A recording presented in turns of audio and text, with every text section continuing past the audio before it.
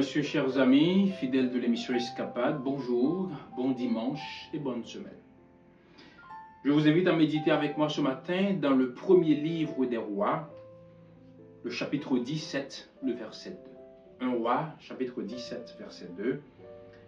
La parole du Seigneur lui parvint, repars d'ici vers l'est et cache-toi près de l'autre du Kérit qui est en face du Jourdain. Je vous invite à réfléchir autour de ce texte, autour du titre « Le risque de croire ». Le risque de croire. Nous prenons tous des risques dans la vie. En réalité, la vie elle-même est une succession de risques. Nous prenons des risques lorsque nous choisissons notre métier, lorsque nous choisissons notre carrière, lorsque nous quittons un emploi sans savoir exactement ce qui nous attend. Nous prenons des risques lorsque nous faisons confiance à quelqu'un, lorsque nous nous engageons dans une relation, un mariage, ou même lorsque nous décidons de fonder une famille.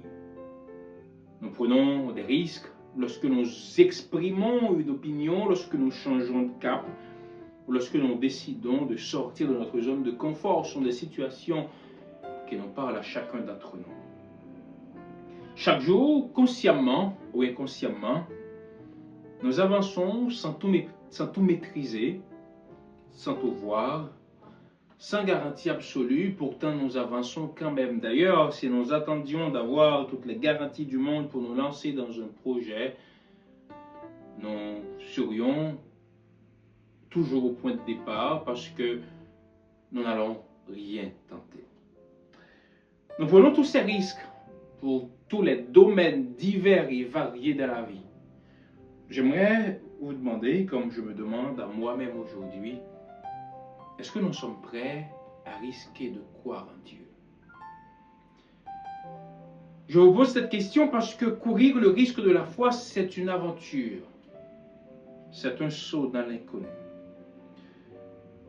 Si nous pouvions discerner tous les détails des méthodes du Seigneur, il n'y aurait plus vraiment de foi. Nous ferions tout par calcul parce que nous saurions voilà ce que le Seigneur va faire, voilà comment il va intervenir, voilà à quelle période il va faire telle chose. Ce ne serait plus la foi. Ce que Dieu demande, ce que Dieu veut, l'expérience que Dieu veut vivre avec nous, c'est de nous appeler à une confiance qui précède la preuve, à une obéissance qui vient avant la compréhension. Dieu nous demande de croire à lui, même lorsque nous ne voyons pas ce qu'il nous propose. Et c'est là que notre texte entre en jeu. Notre texte, c'est une réflexion sur la valeur de la confiance en Dieu.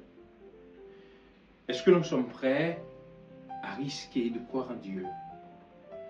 À lui faire confiance, même lorsque toutes nos ressources nous semblent être insuffisantes, lorsque l'avenir nous paraît incertain, lorsque la logique humaine nous dit que c'est impossible, est-ce que nous sommes prêts à faire confiance à Dieu?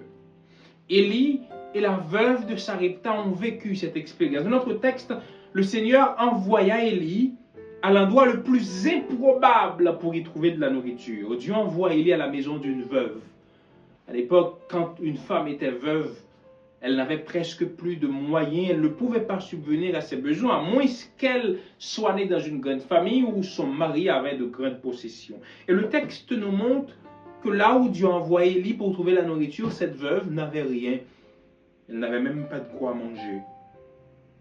Le Seigneur a envoyé Élie dans cette direction pour trouver de la nourriture, pour montrer que c'est lui qui résout le problème.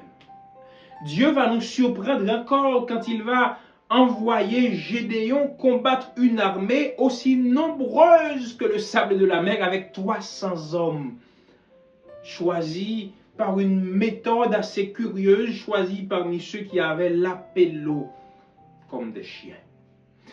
Élie arrive à la maison de la veuve, il demande un peu de pain à la veuve et la veuve répondit « Je n'ai rien, seulement une poignée de farine dans un pot, un peu d'huile dans une cruche. Je ramasse 2 morceaux de bois, puis je rentrerai préparer cela pour moi et pour mon fils. Nous mangerons après quoi? Mais Élie invita la femme, la veuve, à croire à la miséricorde divine et à le préparer d'abord à manger. Je pense que j'aurais dit à Élie, bah ouais, t'es pas vraiment le serviteur de Dieu, parce que le serviteur de Dieu, il fait abstraction de sa personne avant. Je l'aurais pas fait pour Élie. Peut-être qu'après ma discussion avec lui, il aurait pu me convaincre, mais dans la situation de la femme, je pense que nous sommes peu nombreux à vouloir donner à manger au prophète du Seigneur avant, lorsque nous savons que nous allons mourir avec notre enfant. Mais Élie ajouta, quand il va insister pour dire à la femme de lui préparer d'abord, pour dire à la femme que Dieu pourvoira ses besoins et à ceux de son fils, mais il fallait qu'elle fasse confiance. Il fallait croire qu'elle avait déjà reçu la bénédiction sans la foi, sans la voir. C'était cette foi que Dieu demandait à cette femme à travers son serviteur Élie. La veuve aurait pu reculer devant l'impossible, mais elle décida d'agir. Elle obéit à la demande du prophète sans savoir d'où viendrait ce que Dieu enverrait. Et la femme a été récompensée par sa foi. L'Épître aux Hébreux définit la foi comme la réalité de celle des choses qu'on espère, l'attestation des choses qu'on ne voit pas. La veuve de Sarepta courut le risque de croire. Elle alla faire selon la parole d'Élie, et pendant des jours, elle eut de quoi manger, elle et sa maison. La Bible nous dit que le pot de farine ne s'épuisa pas, et la cruche d'huile ne se vida pas selon la parole que le Seigneur avait dite par l'intermédiaire d'Élie. Je ne sais pas quel projet que vous voulez réaliser et qu'il vous manque de foi. Vous ne voulez pas courir le risque de croire en Dieu, d'avancer avec la promesse du Seigneur, par peur d'être déçu. Je vous invite aujourd'hui à décider de rechercher les directives divines, à décider de croire en ce que vous ne pouvez pas encore voir. Parce que le Seigneur veut ouvrir les écluses des cieux pour répandre ses bénédictions sur la vie de ses enfants. Il cherche encore aujourd'hui des hommes et des femmes fidèles, prêts à lui faire confiance, sans attendre la réponse à toutes leurs requêtes. Seigneur, tu nous appelles aujourd'hui à croire en toi, au-delà de toute apparence. Nous voulons, comme la veuve de Sarepta, tenter cette expérience de foi, prendre le risque de croire en toi. Et nous savons, Seigneur, que nous ne serons pas déçus.